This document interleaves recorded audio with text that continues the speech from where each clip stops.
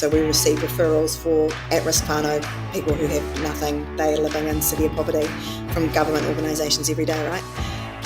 And if government organisations who run the systems in which we live are sending people to charities for the basic support, like we're feeding sometimes 2,000-3,000 people a week. And if that's what's happening, like there is something fundamentally broken in the way that we live. This is Down to Earth Conversations, where we hear from ordinary people who are helping to bring a bit of heaven down to earth. Kia ora, welcome to another episode of Down to Earth Conversations with me, your host, Angie Dixon. We've had the elections here in New Zealand recently, and for those of you here, whether you are happy with the result, gutted about the result, or somewhere in between, please remember in the spirit of today's conversation to treat one another with kindness. And yes, kindness is what today's episode is all about. Sarah Page started the Kindness Collective Foundation 10 years ago after becoming aware of the inequity of life and feeling that she and her friends could do something with what they had to get alongside others who had less. 10 years on, and the Kindness Collective is a thriving network of thousands of ordinary New Zealanders who are helping those in need. And they are partnered with some of New Zealand's biggest and most well-known companies to bring love and joy and peace and hope to people all around the country through acts of kindness. We talk about Sarah's journey of realising what life was like for others, what she decided to do about that, and the effect that performing these acts of kindness had on her own challenging journey with mental health. We hear the very tiniest tip of the iceberg of the stories that come Sarah's way on a daily basis, and why this has become a lifelong passion for her. We talk about how broken our systems are that mean the Kindness Collective even has to exist, but the huge difference they are making because they do. And we touch on this word kindness and about how deep and gritty kindness really is. This is episode 81 of Down to Earth Conversations. Here's Sarah Page.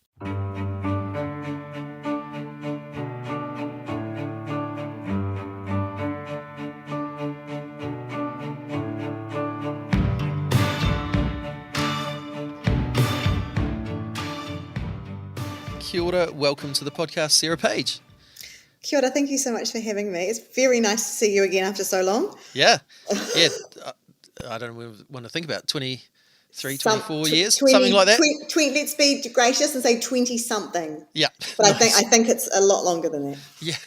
So for those who don't know you, nor here, who are you? Tell us a bit about yourself. I am Sarah. I'm the founder and chief executive now of the Kindness Collective Foundation. So we are a nationwide, what I call for-purpose organisation, because I hate the word charity and all that it encompasses. Yeah. Yeah, right. Cool. And you've got a background in kind of business stuff, marketing. Do you want to tell us a little bit about that side of things for you? So I haven't always worked in the charity sector. I actually ended up here by accident. And I used to be a marketer for a really long time, which has been really beneficial for now ending up in the charity sector. But I was a marketing manager and event manager, and actually worked across like a lot of different sectors and industries, and ended up in hospitality marketing, and used to run 55 bars and restaurants and their marketing strategies across the country, and all sorts of other things as well. But music festivals and New Zealand Music Commission and lots of things like that were completely different from where I am now. Yeah. And I mean, life changes over time. One of the big changes for you that kind of led towards the start of the Kindness Collective was your son's autism diagnosis. It was definitely that. And now, like 10 years later, so I'm very careful about how I talk about that now, because I don't ever want my son to Google his name or see something or listen to something and think that his burden and his autism and his, who he is, who he fundamentally is. I don't want him to ever think that was, like a bad thing, a problem. It was a problem. I don't even want him to hear that. So I'm very careful about how I talk about that now. But his, what I call beautiful brain, was, the catalyst for the Kindness Collective and how it all sort of came to be. But I I struggled to get pregnant. It wasn't very easy for me to get and stay pregnant. It was definitely a challenge. And then when I finally, was pregnant with Max, I had a really, really rough time. I had depression right the way through the pregnancy. I had him. I had terrible, terrible postnatal depression and psychosis as well. I Wow. really struggled with being a mum. It was not natural for me. It was, it's funny because it is natural for me. I'm very nurturing, and I love my child more than anything. But those first sort of 9 to 10 months were really, really difficult. And I had really bad postnatal depression. And then I started noticing when he was sort of 8, 9 months old, he wasn't doing all the things that the other kids in the coffee groups were doing, and it was just a very different child than other people had. And so he was subsequently diagnosed with severe autism and global development delay at 18 months.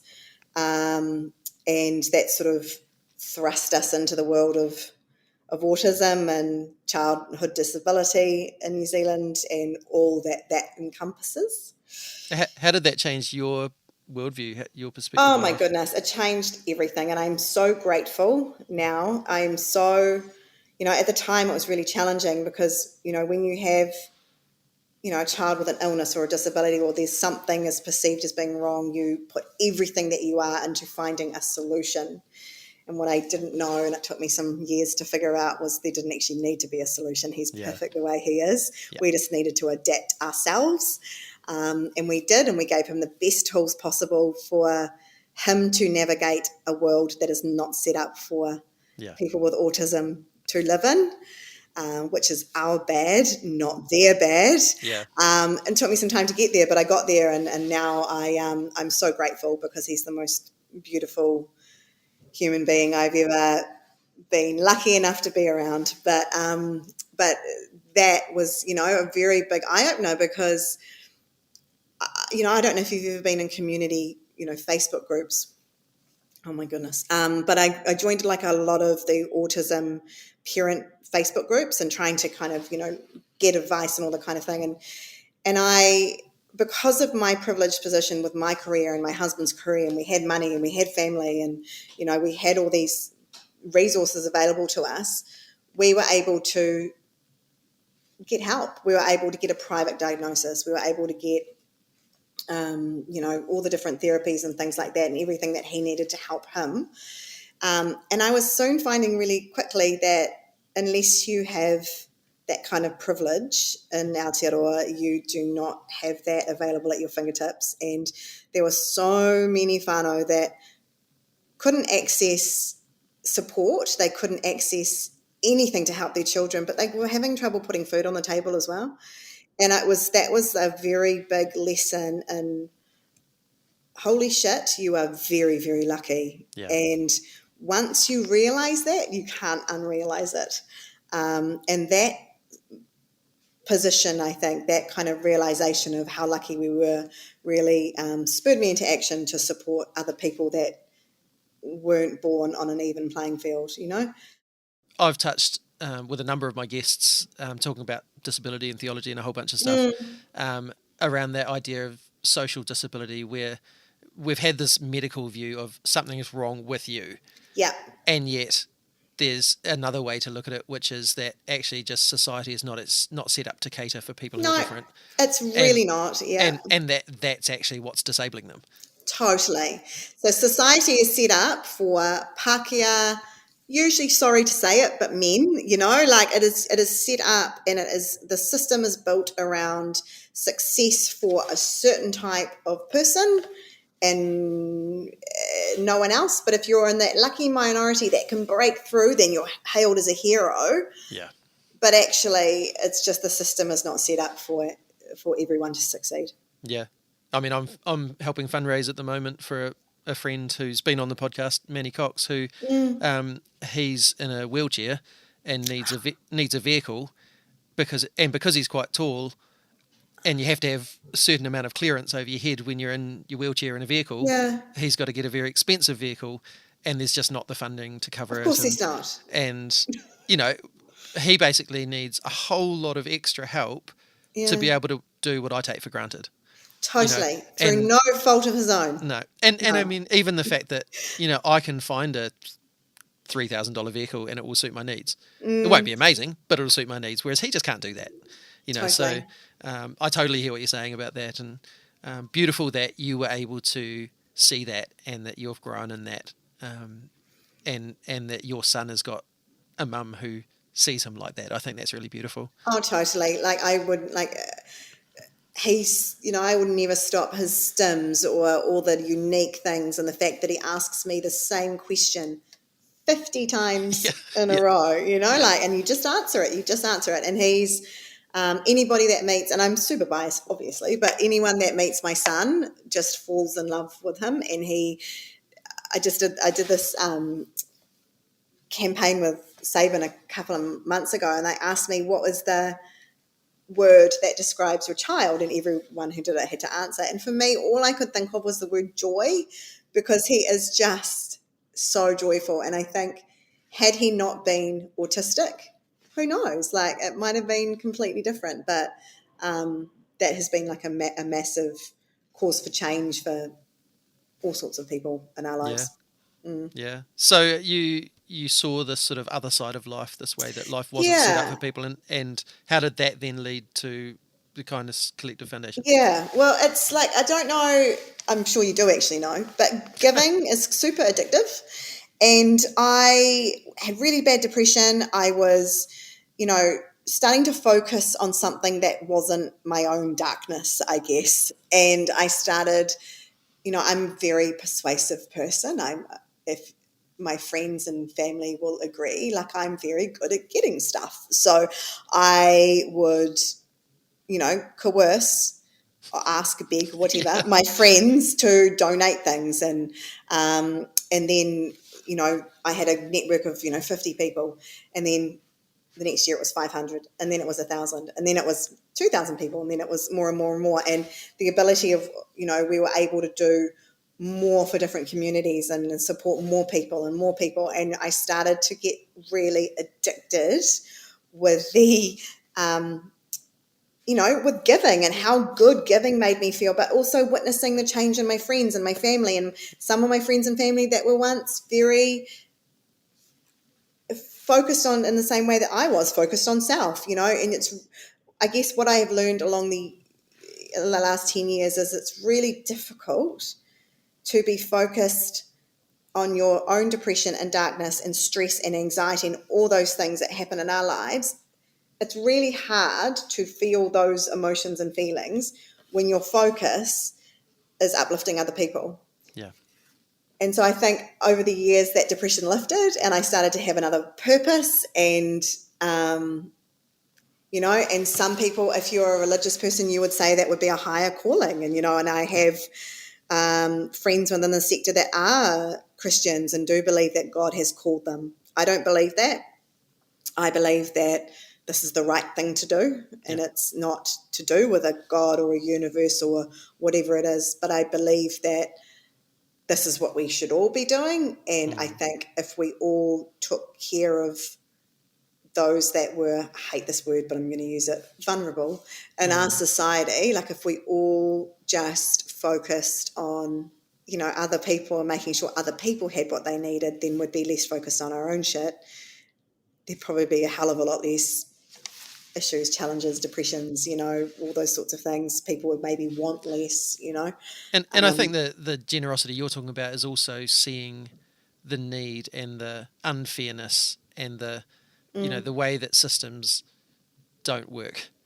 Systems don't work. And we're starting to really see that now, I think. And for me, so we are a nationwide organisation. We work with 145 different community partners around the country, and that's everyone from the police, social services, different hospitals, Te Whatu Ora, like everybody. I receive government referrals every day. So we receive referrals for at-risk whānau, people who have nothing, they are living in severe poverty, from government organisations every day, right? And if government organisations who run the systems in which we live Yeah, are sending people to charities for the basic support, like we're feeding sometimes 2,000-3,000 people a week. And if that's what's happening, like, there is something fundamentally broken in the way that we live, and it's taken a global pandemic, I think, for people to really kind of go, something's not working, and it's becoming more and more and more apparent as we go on that the system was not designed for everybody to be successful. Yeah. And yet it's really easy to live life, if you are in that privileged kind of space, to live life without even realizing that, because you just drift along. And like, absolutely. And for me now, I can never unsee it. There are definitely times where I'm like, oh my God, I am so stressed, or that story was horrific, or I'm going to make $1 million this Christmas, like, which is where I'm currently at now. There's so many times that I wish, could I, go back and have not see all the things and hear all the stories, and, and hear a referral of a family that are living in a carport with a tarp around them, and they've got a medically fragile child that's been discharged from hospital and they need some blankets. I wish I could not hear that story, but you can't unsee it. Yeah, I mean, I was thinking as I was getting ready to chat to you about how awesome it is that there's organisations like yours doing this work, and how gutting it is that there needs to be organisations like yours doing this work. Absolutely. And that's the thing, is every single day, and I will, I guess, rant about it until I can no rant no more, but is that we should not have to exist. No charity or any kind of social service or whatever it is, we should not have to exist. I'm very grateful that the Kindness Collective can get support from our business community and from donors, and from our campaigns that we do to drive resources to those that don't have it. I'm very grateful for that, but we should not have to do it. Yeah, I should not have to, it shouldn't be. We shouldn't be in this position. We should be able to live in a country where everybody is born on an even playing field. Everybody has what they need to thrive, and everybody is able to access the tools that they need to access, but we just don't. And anybody that doesn't believe that, and believes that we're all equal and we all have what we need and we just have to get a job, or, those things that we've been taught to believe. and that a boot camp is going to sort it all out for you. Don't. I can't even, some of the things that I hear, and then, just politics. It's just, oh my goodness, it's just, especially going into this election, we've got a lot at stake, right? But for me, as an organisation, we have to be very apolitical. But for me, poverty is so political. And it's just everything that we see now and we hear, and all this, I wish I could spend 5, 6, 7 hours reading out to you every single referral that we get from families, that just some of the saddest stories. And I think the thing for me, and my big realization, and it's really, oh my goodness, it's hit me over the head in the last couple of years, is we have been taught from a really, really young age that if you live in poverty or hardship, it is your fault. Yeah. And I am going to spend the rest of my life challenging that to every single person I meet, whether you like it or not. But we've been taught that poverty is your fault. And every single day we see it with our donations, our campaigns, and, the level of support we will get for a whānau that's in Starship, for example, or that has been affected by illness. Thank you. My beautiful team members just brought me a cup of tea. We see it with our Starship referrals. If we put a story out to our community and ask for support over it, the children with cancer will get 10 times more support as the child living in poverty. And it just reinforces the idea that poverty is your fault and you just have to work harder and get yourself out of it. And do you think that's partly too because the child with cancer thing could happen to me, Exactly. but the poverty thing It can't can't happen to me happen because to I'm me. Yeah, and totally. and yet stories I've heard of people who've been really comfortable in life. Mm, The pandemic hits, changes everything, totally. and now they're just not coping. Or a flood or a cyclone or an illness or a disability. And, what is it? Most New Zealanders are only 4 or 5 paychecks away from being homeless. Like, that's a really scary thing to think about. But what's even scarier for me in the work that we do every day is, over 50% of our homeless community are our Indigenous people. So, our tangata whenua, 50% that make up more than 50% of our homeless community. And it's things like that every day that we're having to, you know, support families with the basics, this essentials. And I mean, our organisation, we support, it's like 45 to 50% Pacifica and then about 35 to 40% Māori communities. And then that's just how we are, and that's where the need is for us, and that's the referrals that we get. And it's just every day it's insane to me that we are here. It is just absolutely insane. And And that stat alone is enough to go, actually, there is not equity here. You know, none. like if anyone's got any sort of idea that we're all equal, we've all got the same shot in life, the stats would not be that if that was the case.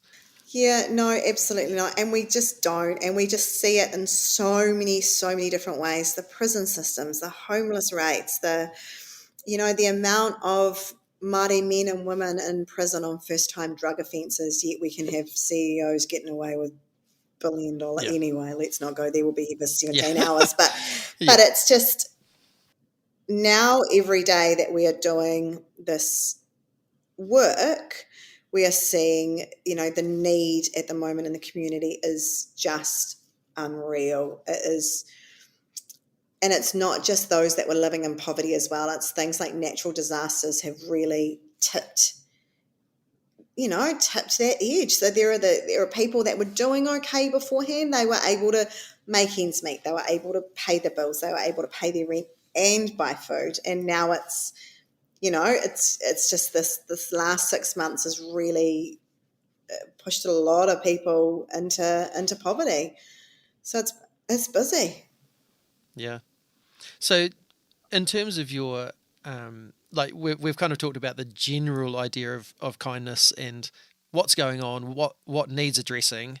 How do you, as an organisation, what do you actually do in terms of your on the ground stuff? Yeah, so we have 5 nationwide programs that we run. We've got a community hub in Onehunga in Auckland, and we have coordinators around the country as well. Actually, Christchurch is our third busiest place. And so we run these programs that basically provide what we call essentials and moments of joy for whānau in need. So we have 145 community partners that will refer families every day for our Everyday Essentials program. So we're food boxes, toiletries, clothing, blankets, everything that a person needs day to day to survive, essentially. We work with some really incredible businesses like the Warehouse Group. We're one of their charity partners. We're Teagle's charity partner, Mighty Ten's charity partner. So we work with a whole bunch of really beautiful businesses that support us to support whānau in need. And then we also realise that if you're a family that is really struggling to make ends meet every week, then the moments of joy that make childhood memorable and make those, birthdays and Christmases and school trips and things like that, they're just off the cards for many families.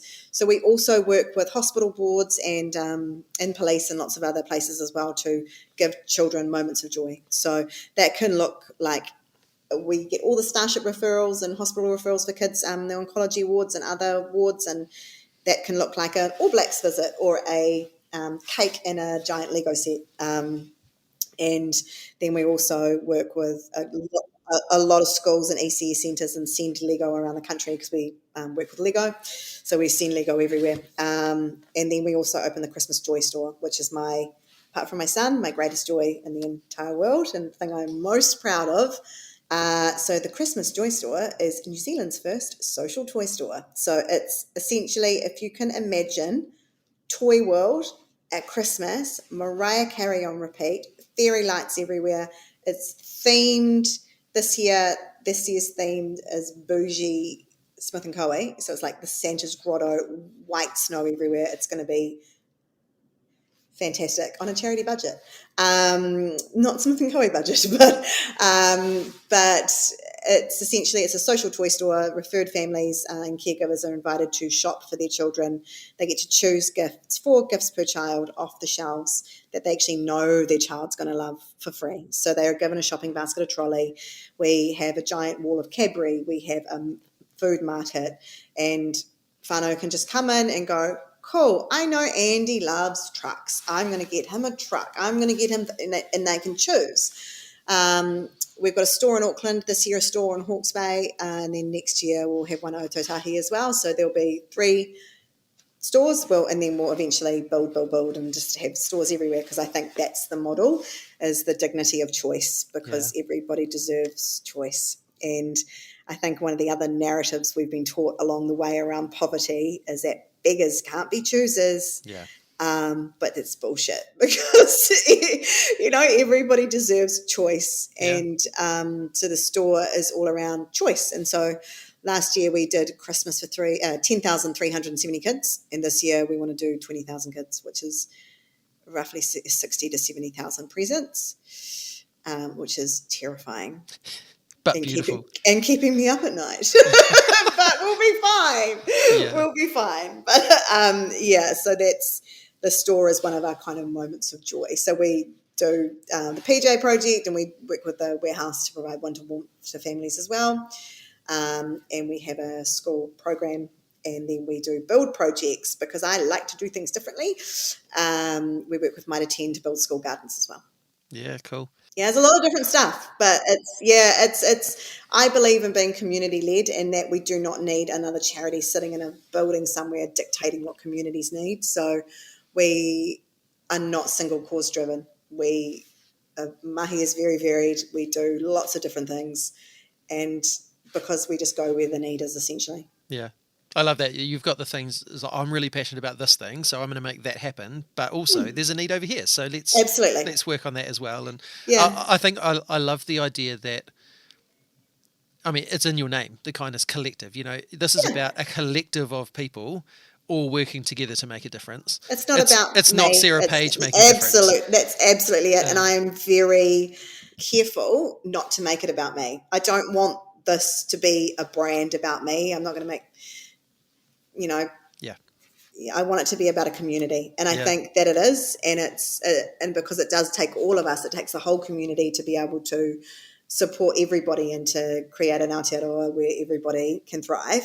It's not going to be one person that does that, right? Yeah, so totally. It's about a community and a collective of kindness, and not about one human being. Yeah, and it was like, from my outside observation, it was that collective nature of everything that allowed you to swing into action when Hawke's Bay got really hit. Totally, and, I mean, I grew up in Hawke's Bay, so it's really dear to my heart. Yeah. And so to see you being able to get in there and get some real stuff happening on the ground. Do you want to talk a little bit about how did you get involved? What did you get involved in? Yeah, cool. Well, we do this kind of stuff every day. So for us, when the floods happened, we immediately got calls, and the Auckland floods on the 27th, on the Saturday morning, we got calls from all our community partners going, do you have some food? Do you have, and then we opened our hub, which became a distribution centre. And we had civil defence telling people to come to us, but we didn't get any money from civil defence. It's another thing I'm ranty about. Yeah. But, we had, we just basically turned into a distribution centre. And so we had lots of donations coming in, lots of donations going out, and just really supporting people at a grassroots essentials level. And then the cyclone happened, and we were immediately, just because we were already doing it, we were immediately able to connect with community partners and people in the Hawke's Bay and in Gisborne and just all around, and start getting resources to them. So we connected with Waipatu Marae, and we're still supporting them now and kind of working out what we're going to do for Christmas there. And, started connecting with other communities down there as well. And just, with working with our business community to get down, pallets of water from Coke and pallets of chicken to people who had to, cook food on a barbecue for so long, and then just started, through some funding opportunities that came, like, Red Cross and things like that, we were able to just continue. And it's been about $2 million worth of resource we've been able to support so far. And it's still growing. We're still getting referrals every day from people that are now, they've now come out of transitional housing. They're now getting into a kind order home. They're now able to, so now they need a washing machine, or now they need a bed or something like that. So we're still actively supporting people. And the Joy Store in the Hawke's Bay just made perfect sense, because so many kiddos are just traumatized with what's happened over the last 7 months. So, who doesn't need a bit of joy at Christmas? And these guys do. I mean, living in Christchurch, we know all about natural disasters and other Totally. disasters. And other disasters. You guys have had a rough time too. And the effect that can have, especially on kids. I'm the board chair at a school, and it's been quite evident seeing particular groups of kids that were a certain age when those things happen. Yes. That kind of like across the city, there's like a whole cluster of them that should have been starting school as COVID hit, or those kind of things or when we had the mosque shootings or whatever it was. There's a whole bunch of things that have impacted kids' lives, and so to have people like yourselves come in and go, we can't fix that for you, but we can bring some joy. That's exactly it. I cannot fix childhood poverty. I just can't. Yeah. But what I can do is spend the rest of my life trying to give people the basic essentials and bring a little bit of joy. That's what I can do. So that's what I'm going to do. And who can I influence in my immediate life to do that? I've done that. Now, who do I influence? And then who do we as a collective influence, around the country to be able to do more of that? And now it's 10 years on, and I do this every day because it's the right thing to do now. And, it did become, super addictive, and I'm quite a driven person. So for me, success creates success. So, I work really hard and I've sacrificed a lot, but the one thing that is, for a driven person and for someone who loves working and loves what they do and, all that kind of thing, it is this job can be quite difficult, because even though I do work really hard and I do work a lot of hours, I can't fix this. So I can work and I can work and I can work, but I will never solve it. So that's quite, it's both, it drives you to do more, but it's quite deflating in that, hang on, why are we getting more and more referrals this week? Why is there more, it's just, it's hard, and it's a challenging sector, especially this year. It's a difficult year for charities as well. Like, when you go to a conference and the CEO of one of like the biggest charities in the country gets up and says, we're not getting very many donations. Times are really tough. You're like, oh shit, what does that mean for the rest of us? Totally. But Does it blow your mind when you look back 10 years and go, I started asking for a few friends to start contributing some stuff, and now look at this? Yeah, it does. I think because I'm a driven person, and some would say I'm a bit of a perfectionist, and if I said that, my entire team would lose their shit laughing. But I don't often sort of stop and take stock, so I won't actually I don't really think like that. But, we were a community group for 7 years and only just became a charity 3 years ago. I mean, 18 months, 2 years ago, I was still working in my previous career. So to go from, 100 grand in our first year to, being I think we've done 10 million in the last 3 years. It's pretty phenomenal. And, it is. And we were one New Zealander of the year this year. There's things like that make me go, oh, that was cool. But then I kind of just go, so much more work to do. There's so much more. It's very, I don't reflect for long, because then you'll get a referral of a 5-year-old who's been having to be brought back from the dairy 3 times by the police because the child keeps leaving home to look for food at the dairy. Yeah. And then you hear story after story after story like that. So it's like, okay, New Zealand to the year means shit. Yeah. I didn't say that though. I'm very grateful. But you know what I mean? Like, it's all just stuff. It goes back to what we were saying about, it's amazing that you're doing it, and it's really gutting that you have to. That the award is recognition of some really, really good work by a lot of people. It was a recognition for me that what we are doing, it matters, and it's not recognition, but more acknowledgement that there's a problem. There are some people out there trying to fix the problem or trying to help the problem, and it's actually about all the social workers and the police and the teachers and the coolest thing about that entire award, apart from the fact I got to wear a fancy dress, was the most coolest thing was the following week, the amount of social workers and people who would come into the hub, pick up the award and go, ooh, and take a selfie. That was the coolest thing because they won it. Totally. And it wasn't about us. And I made sure in my speech to talk about that that I furiously wrote as I sat there going, oh shit, I think we might win.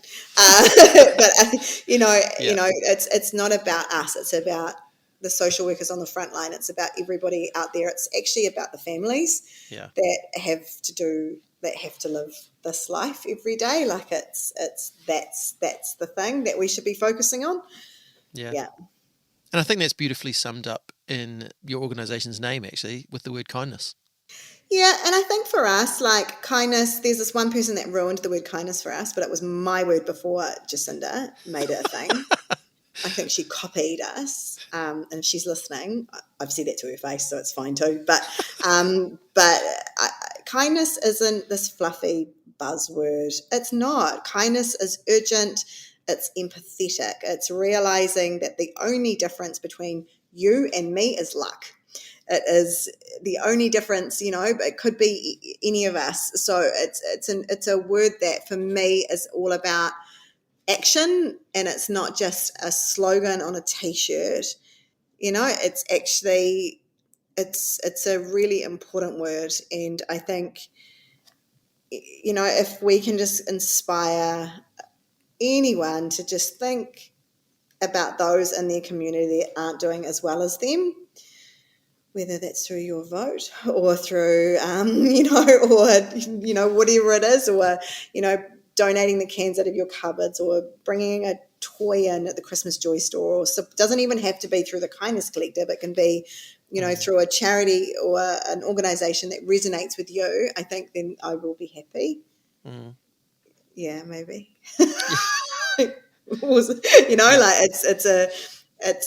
Anyone can be kind, and anyone can look after the people in their neighbourhood. I think the other thing that's come across really strong in this conversation is that kindness isn't about charity, in terms of it's not just about you need something, I have something, I can give it to you. Yes. And aren't I good doing that? No. It's actually you're partnering with someone because they need something that you can help supply. Yeah. But actually, you've talked about how much that's transformed you. Yeah. That this is actually a mutual respect thing. Kindness is not a saviour complex. Oh God, have we got another hour? Let's not talk about being white saviours and the amount of charities. And sorry, I hate to say, but a lot of Christian charities have a real strong white saviour complex. And for me, it's not about coming from a position of power. It's coming from, we call ourselves a matchmaker. We match those in need with those who have more to share. And that can look like anything, right? But it's not coming from a position of power. And it's coming from a position of empathy. And literally the only reason that you are in this position and I am this position is luck and where and who we were born to. Yeah. It really comes down to that. And once you can work hard and you can pull yourself up by your bootstraps and all those things, like la, la, la, la, la. And I'm not taking away from anyone's success who has worked really hard to be there. I'm not. The majority of people that have ended up where they've ended up is just through luck, right? And through, the community or whatever they were born into. And I think the sooner we all kind of realise that, we can come away from this kind of approach of us and them. Yes.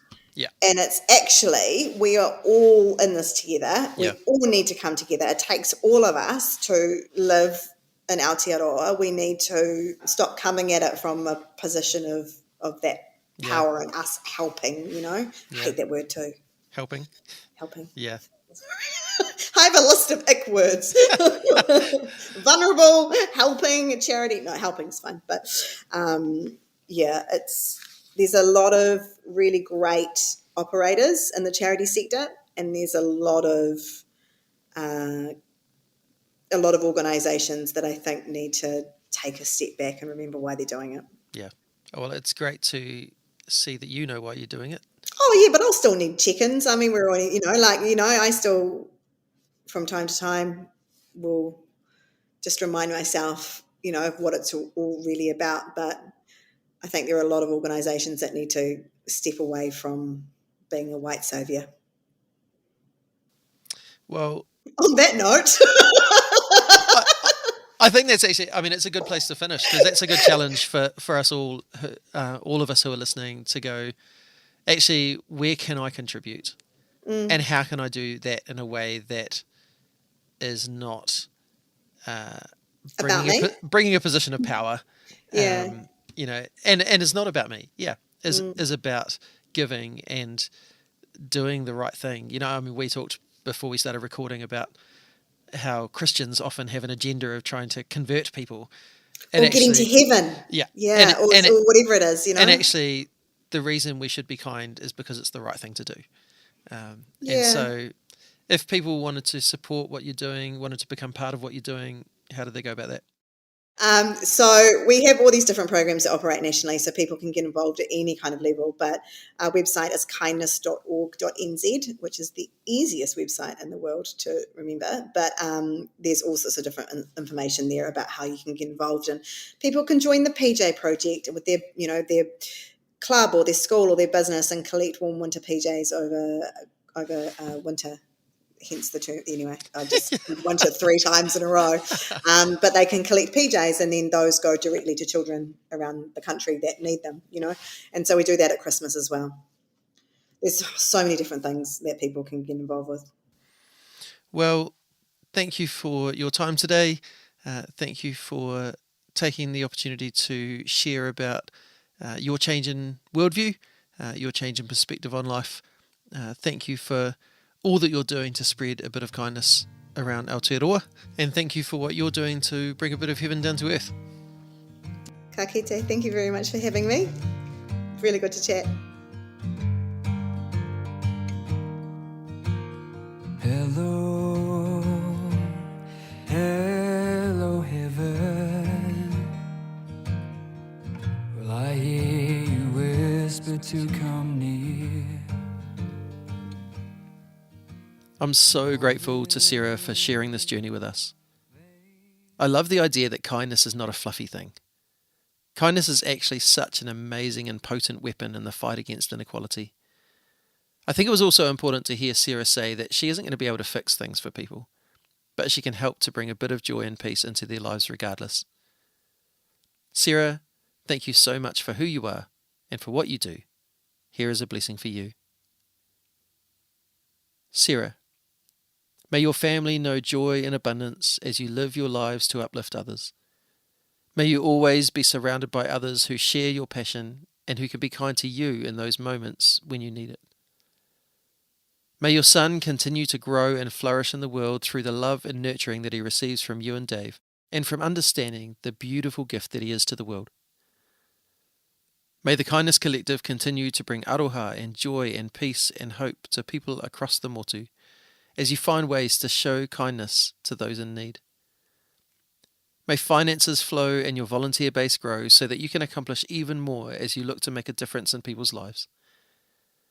In the times when it's really hard, may you have others to prop you up, to take some of the load, to cry with you, and to remind you that if you make a difference in just one life, then all of this is worth it. Many years from now, when you or others look back on your life, may that view be summed up in these two words, love and kindness. And may you know that through these two things, you are leaving the world better than you found it. Lastly, may you know that you are seen, you are heard, and you are loved. Thanks to Strawn for the music and Rangi for the karakia. Join me next time when we carry on talking about poverty and inequality with Lisa Martos from Dignity New Zealand. We talk about the work that Dignity are doing in the area of period poverty, what that even is and why it matters. And we talk about how dignity in life can be given to people through simply being able to access period products when they need them. We talk about stigma, ignorance, and valuing your employees. We hear about how this business came about and why they structured themselves as a social enterprise in order to give back. It's a conversation that definitely needs airtime, and I'd encourage you to have a listen, especially if you think that this is a topic that doesn't affect you. It really is an important discussion. Until then, me inoi tātou. E tō mātou matua I te rangi, kia tapu tō ingoa, kia tau mai tō rangatiratanga, kia mea te tau e pai ai ki runga ki te whenua, kia rite anō ki tō te rangi. Humai kia mātou ai nei, he taro mā mātou mō tēnei rā. Muro o mātou hara, me mātou hoki e muru nei I o te hunga, e hara ana kia mātou. Aua hoki mātou e kawea, kia whakawaia. Engari whakaorangi a mātou I te kino. Amen.